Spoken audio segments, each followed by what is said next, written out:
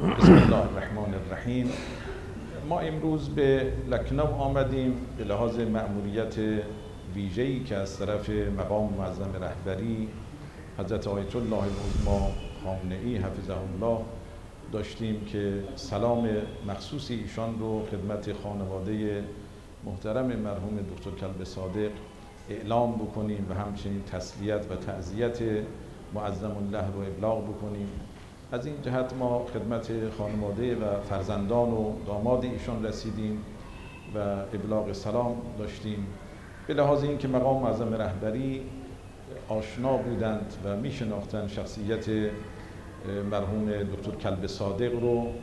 و همچنین خدمات ایشان رو و نقش ایشان رو در اتحاد و همبستگی در میان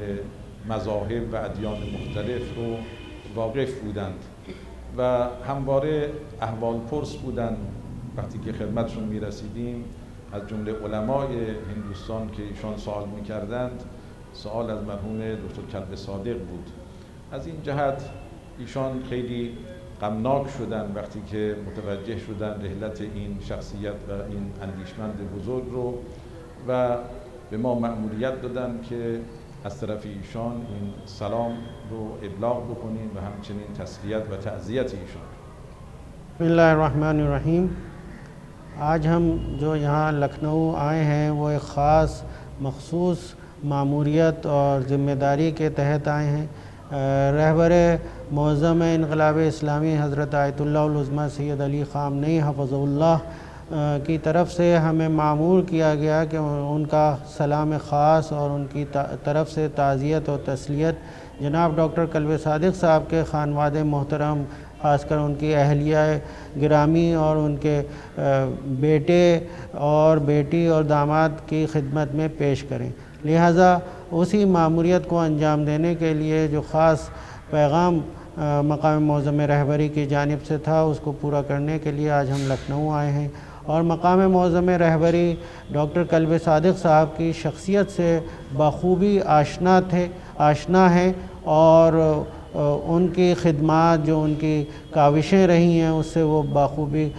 باخبر ہیں اور ہمیشہ جب بھی ہم ان کی خدمت میں پہنچتے ہیں اور وہ ہندوستان کے حوالے سے یہاں کے علماء کی جب احوال پرسی کرتے ہیں تو ڈاکٹر کلب صادق صاحب کی احوال پرسی اس میں نمایاں طور پہ ہوتی ہے، ضرور ہوتی ہے. لہٰذا وہ بخوبی ان کی شخصیت سے، ان کے کارناموں سے، ان کی خدمات سے واقف تھے. خاص کر ان کی زندگی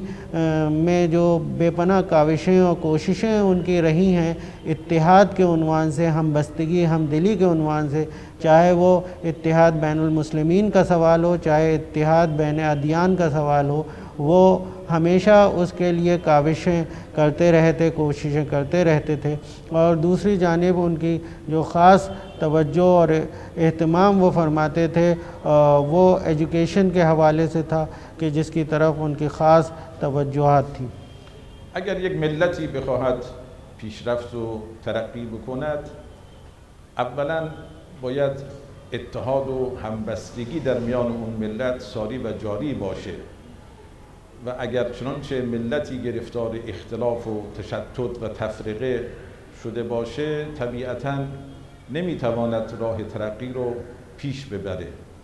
و از طرفی نقش علم و دانش هم در پیشرفت نقش بسیار مهمی است. این دو عامل باعث پیشرفت یک ملت می شود و خوشبختانه مرحوم دکتر کلب صادق در هر دو زمینه نقش برجسته‌ای ایفا کرد. هم پرچمدار وحدت بود، ارتباط گسترده با رهبران دینی داشت از ادیان مختلف، هم مسلمان و هم هندو و هم سیک، بودایی، مسیحی. اینها شخصیت دکتر کلب صادق رو بهش واقف بودند و ایشان نائب رئیس مسلم پرسونل لا بورد بودند که مهمترین تشکیلات در احوال شخصیه مسلمان ها هست. بنابراین نسبت به عامل اول پیشرفت یک ملت با درک صحیحی که آقای دکتر کلب صادق داشتن نقش خوبی ایفا کردند و در زمینه آموزش هم منشأ خدمات بزرگی بودند و همین که در جامعه شیعه ایشان فرهنگ سازی کردند، یعنی فهموندن اهمیت آموزش رو و خودشون هم گام‌های عملی برداشتن، مدرسه ایجاد کردند و پشتیبانی کردند. کسی بھی قوم، کسی بھی سماج، کسی بھی ملک، کسی بھی قوم و ملت کی ترقی کے لیے دو اہم عنصر ہیں. ایک پہلا عنصر ہے کہ اس کے درمیان یکجہتی اور اتحاد قائم ہو. اگر اس میں وہ انتشار کا شکار ہوگی، اس میں تفرقہ ہوگا، اس میں لڑائی جھگڑے ہوں گے، تو کبھی بھی وہ قوم اور وہ سماج ترقی نہیں کر سکتا ہے. دوسری جانب دوسری اہم عنصر ترقی کے لیے جو ہے وہ ایجوکیشن ہے. ایجوکیشن کے بغیر بھی قوم و ملت ترقی نہیں کر سکتی ہے. ڈاکٹر قلب صادق صاحب کے لیے یہ دونوں چیزیں بخوبی آشکار تھے، یہ دونوں رخ، اور وہ ان کی زندگی سے بھی باقاعدہ اجاگر ہوتا ہے اور آشکار ہوتا ہے. انہوں نے اپنی پوری زندگی ان دو مقاصد کے لیے خرچ کر دی. ہمیشہ وہ اتحاد بین المسلمین کے لیے بھی کوشاں رہتے تھے اور اتحاد بین الادیان کے لیے بھی، مختلف مذاہب کے درمیان اتحاد کے وہ قائل تھے. اور چاہے ہندو ہوں، سکھ، عیسائی، تمام مذاہب کے لوگوں میں وہ جایا کرتے تھے اور اتحاد کا پیغام دیتے تھے. اسی طرح مسلمانوں کے تمام فرقوں کے درمیان وہ اتحاد کا پیغام دیتے تھے. اور ایجوکیشن کے لیے انہوں نے بے پناہ اہتمام کیا. انہوں نے اسکول کالجز کا قیام کیا اور بچوں کی پڑھائی کے لیے وہ الگ الگ عنوانات سے کوشاں رہتے تھے اور الگ الگ عنوانات سے انہوں نے در حقیقت اس کے انتظامات فرمائے. به علاوه مرحوم دکتر کلب صادق یک خطیب بسیار توانمندی بودند. سبک جدیدی ایشان در خطابه داشتند و هم از جهت محتوای خطاب بسیار علمی بود، هم بیان شیوا بود، بیان پرجاذبه‌ای بود که جوانها رو جذب میکرد بیان ایشان. و اضافه بر این که ایشان خب در کار تشکیلاتی مدیریت بسیار قوی داشت. تشکیلاتی که ایشان ایجاد کردن، توحید المسلمین و مدارسی که تحت اون هست، یک تشکیلات فوق‌العاده منظمی هست. این کار تشکیلاتی و مدیریت خودش یک امتیاز بزرگی است برای یک شخصیتی. چه بسا ممکن است شخصیتی ایده ها و آرزوهای بسیار بلندی داره ولی مدیریت نداشته باشه برای عملی ساختن آن. ولی آقای کلب صادق در این زمینه موفق بودند. و اضافه بر این که مرحوم دکتر کلب صادق فرد بسیار متخلقی بود، فرد با اخلاقی بود، خوشخلق بود و با همه خوش رفتار بود و لذا مردم بسیار او را دوست می داشتند. اگر می بینید در تشییع جنازه ایشان صدها هزار نفر اون هم در شرایط کرونا حضور پیدا کردند، به خاطر اون اخلاق ایشان و روش بسیار اسلامی و با محبتی که ایشان داشتن با مردم بود. ڈاکٹر کلب صادق صاحب در حقیقت دوسری جانب وہ آل انڈیا مسلم پرسنل لا بورڈ کے وائس پریسیڈنٹ بھی رہے اور انہوں نے اتحاد کی طرف بے پناہ مسلمانوں کے اتحاد کے لیے کوشاں رہے ہیں. اور اس کے علاوہ ان کی ایک اور جو خصوصیت تھی وہ بہترین خطیب اور اوریٹر بھی وہ تھے. ان کی جو تقاریر ہوتی تھی، ان کی جو مجالس ہوتی تھیں، ان کی جو اسپیچز ہوتی تھی، در حقیقت لوگ منتظر رہتے تھے کہ کب ڈاکٹر کلب صادق صاحب کی اسپیچ آئے گی، کب وہ شروع کریں گے، اور بہت ہی انتظار میں رہتے تھے کیونکہ ان کو وہ پسند تھی. ان کا ایک منفرد انداز تھا ان کا، اور وہ اس میں مزاح بھی فرماتے تھے اور لوگوں کے لیے وہ بہت ہی دل نشین اور دلکش ہوتا تھا. اور ان کا انداز بیاں ایسا ہوتا تھا کہ بات دل میں جا کے بیٹھ جاتی تھی اور لوگوں کو یاد رہتی تھی. لہٰذا یہ ان کا ایک مخصوص انداز تھا اور اسی وجہ سے وہ جدید مسائل کو بھی اکثر و بیشتر وہ اپنے تقاریر میں عنوان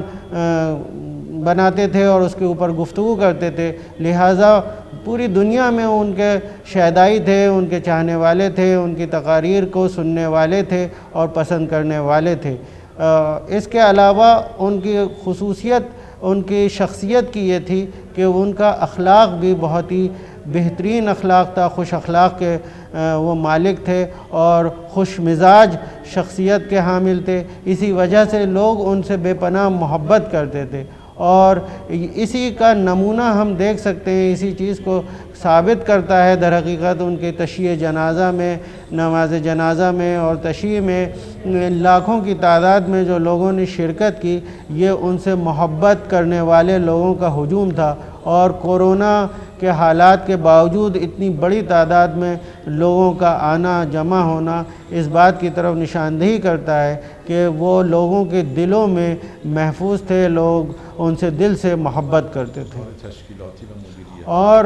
ایک اور خصوصیت جو ان میں پائی جاتی تھی وہ یہ تھی کہ ان میں انسٹیٹیوشنز کا انہوں نے قیام کیا، اور ان کی جو مینجمنٹ تھی جو وہ بھی بے پناہ اہمیت کی حامل تھی، کیونکہ بہت سے لوگوں کے پاس آئیڈیاز ہوتے ہیں، فکر ہوتی ہے، وہ کچھ کرنا چاہتے ہیں، لیکن جب ان کے پاس مینجمنٹ نہیں ہوتی تو وہ آئیڈیاز، وہ اچھے اچھے خیالات کو در حقیقت عملی جامہ نہیں پہنا پاتے۔ ڈاکٹر کلب صادق صاحب بہترین افکار کے ساتھ، بہترین فکر کے ساتھ جو ان کے ذہن میں تھی، اس کے ساتھ ساتھ وہ ایک منظم شخصیت کے حامل تھے اور ایک بہترین مینیجر تھے، ایک بہترین ایڈمنسٹریٹر تھے کہ انہوں نے توحید المسلمین ٹرسٹ کا قیام کیا اور اس کے ذریعے سے اپنی مدیریت کے ساتھ، اپنی مینجمنٹ کے ساتھ، ان کی سرپرستی میں اس نے بے پناہ فعالیت حاصل کی، اور ان مقاصد تک پہنچنے کے لیے انہوں نے مختلف انسٹیٹیوشنز کو قائم کیا۔ لذا ما باز هم تسلیت عرض می‌کنیم از طرف مقام معظم رهبری خدمت هم همسر ایشان و هم خدمت آوازه‌دار ایشان، خود جناب آقای سید کلب حسین و همچنین جناب مستطاب آقای سید کلب سبط نوری و جناب آقای سید کلب منتظر و داماد گرامی جناب آقای نجمی صاحب، ما تسلیت عرض می‌کنیم. امیدواریم که خداوند روحش رو شاد بکنه و انشاءالله توفیق بده که این راهش ادامه پیدا بکنه و این تلاش ها و خدمات ایشان استمرار پیدا بکنه. اور ہم تعزیت و تسلیت پیش کرتے ہیں ڈاکٹر کلب صادق صاحب کے فرزندان کی خدمت میں، خاص کر جناب کلب حسین صاحب کی خدمت میں، کلب سبط نوری صاحب کی خدمت میں، کلب منتظر صاحب کی خدمت میں، اور اسی طرح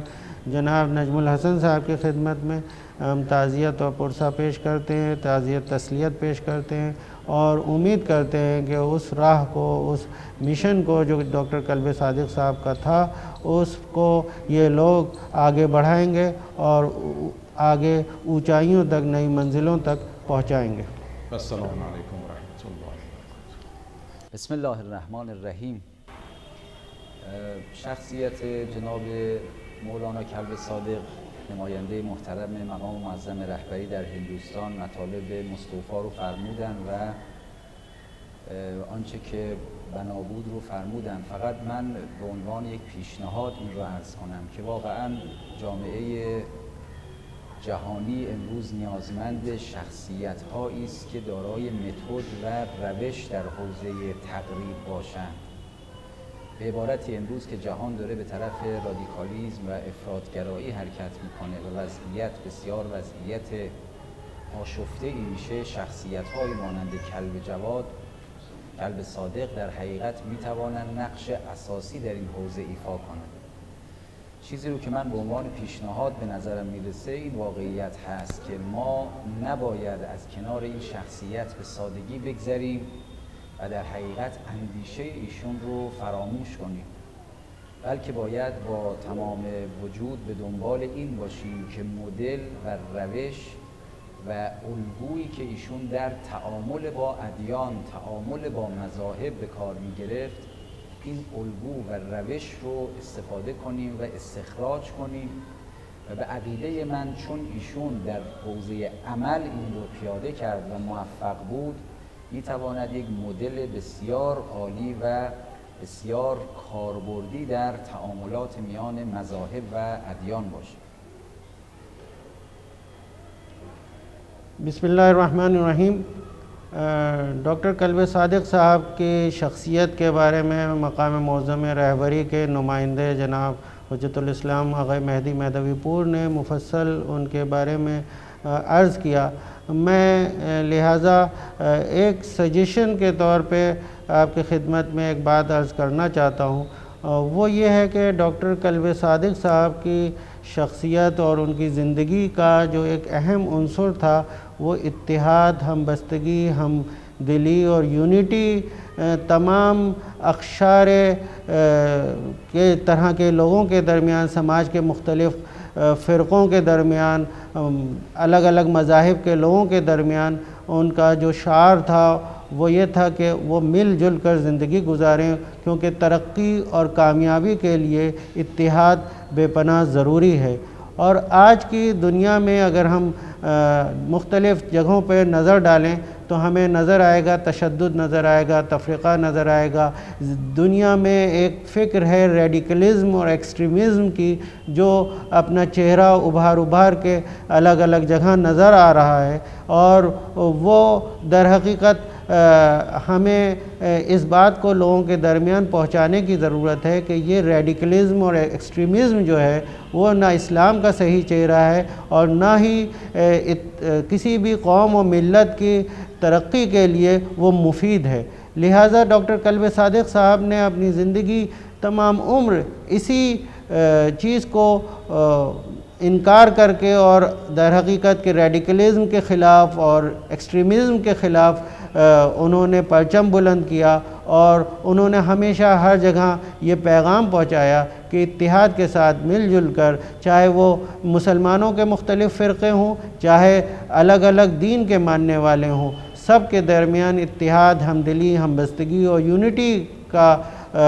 پیغام انہوں نے دیا۔ اور میں سمجھتا ہوں یہ جو میتھڈ انہوں نے استعمال کیا، یہ جو روش اور طریقہ کار انہوں نے استعمال کیا ہے اور ان کی زندگی کا عنصر تھا، وہ چونکہ انہوں نے پریکٹیکلی کر کے دکھایا ہے، وہ ہمیں اس کے اوپر تحقیق کرنی چاہیے، اس کو یہیں پہ وہ ختم نہ ہو جائے، بلکہ اس کو سب کے سامنے پیش کرنے کی ضرورت ہے، اس کے فوائد، اس کے آثار و برکات جو ہیں، کہ کس طریقے سے کیا روش تھی، کیا ٹیکٹس تھی، کیا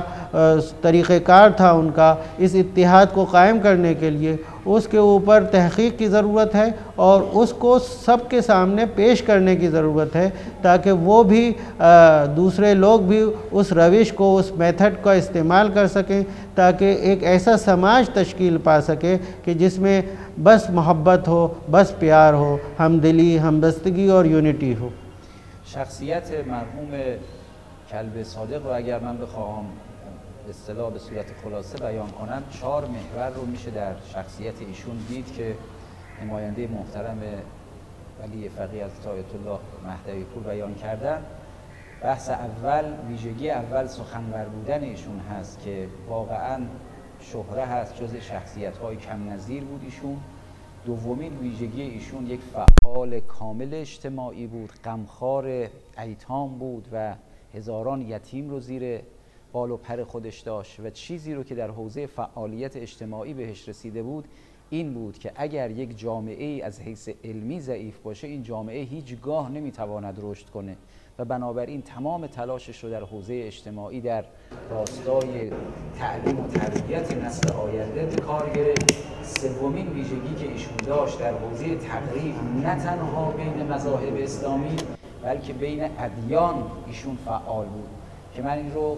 همراه کنم با یه خاطره. یادم نمیره سفری به لکنئو من داشتم، ساعت 12 شب با ایشون دیدار به اصطلاح تلفنی صحبت کردیم. اونقدر ایشون شخصیت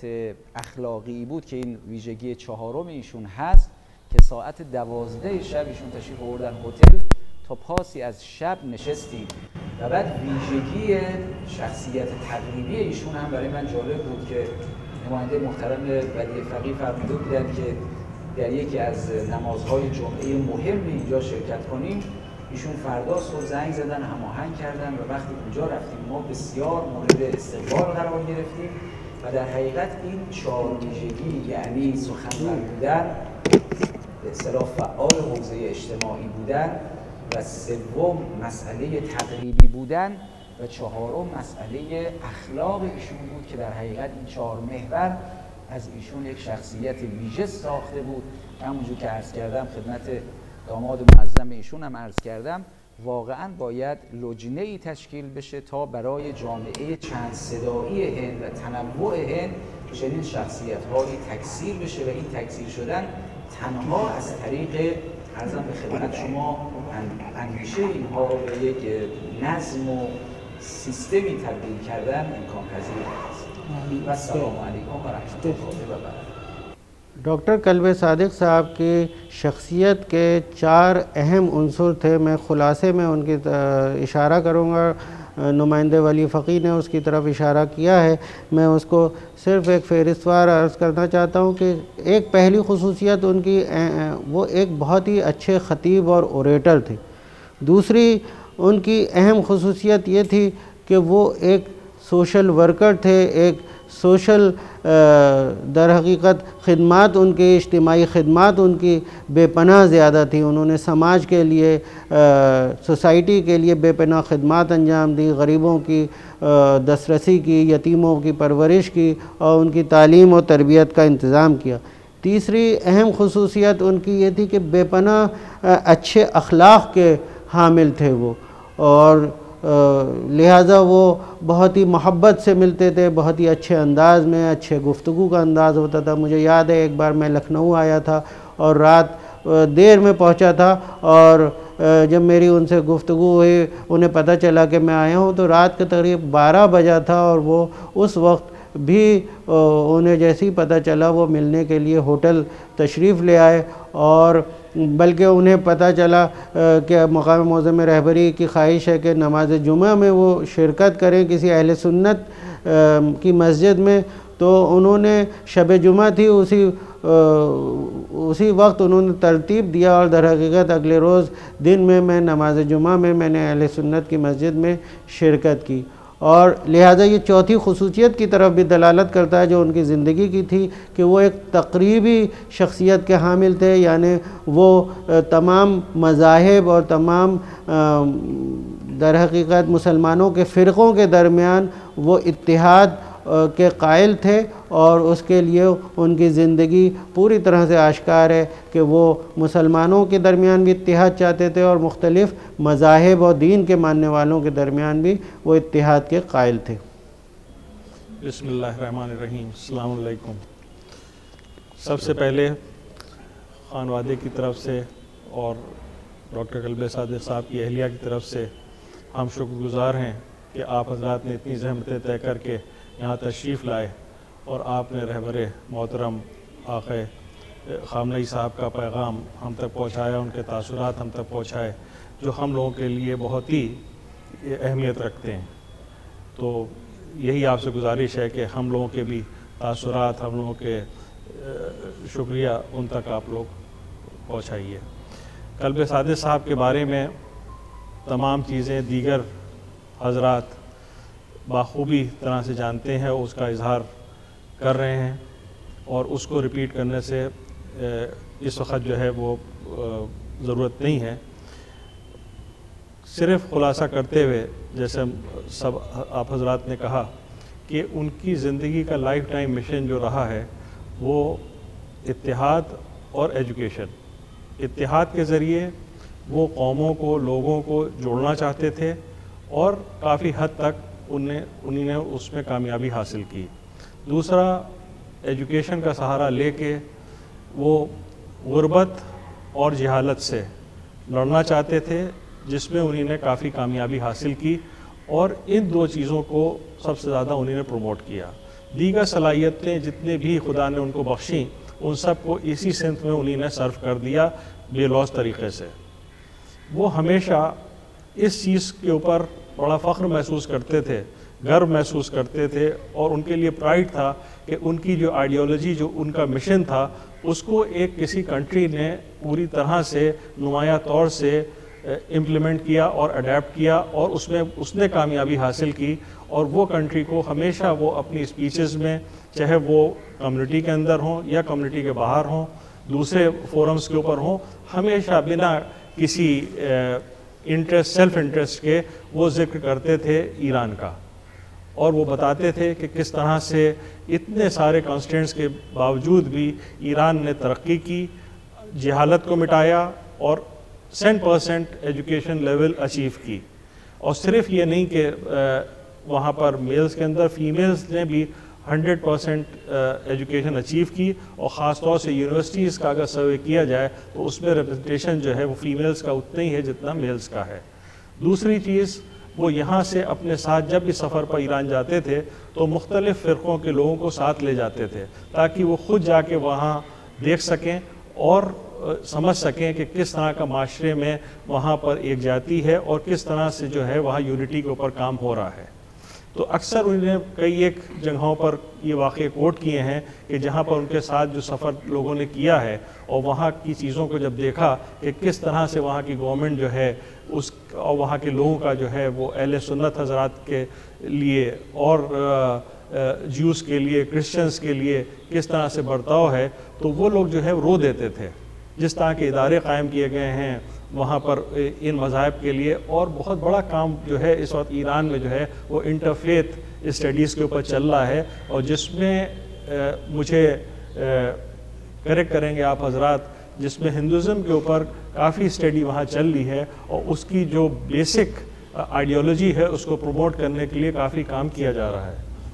تو اس کے ساتھ بس ہم پھر سے شکریہ ادا کریں گے، اور سب سے یہی اپیل ہے کہ یہ جو ان کی فکر تھی، جو مشن تھا، اس کو ہم لوگ صرف انسٹیٹیوشنز میں نہ قید کر دیں بلکہ ایک موومنٹ کی شکل اختیار کریں، جس میں صرف رسپانسبلٹی ہم لوگوں کی تو زیادہ ہے، مگر ہم میں سے ہر افراد اپنی اس رسپانسبلٹی کو سمجھے اور ایجوکیشن، یونٹی اور ڈسپلن کو جو ہے وہ پروموٹ کرے، تاکہ ہم معاشرے میں جو ہے وہ ایک ڈیولپمنٹ لا سکیں اور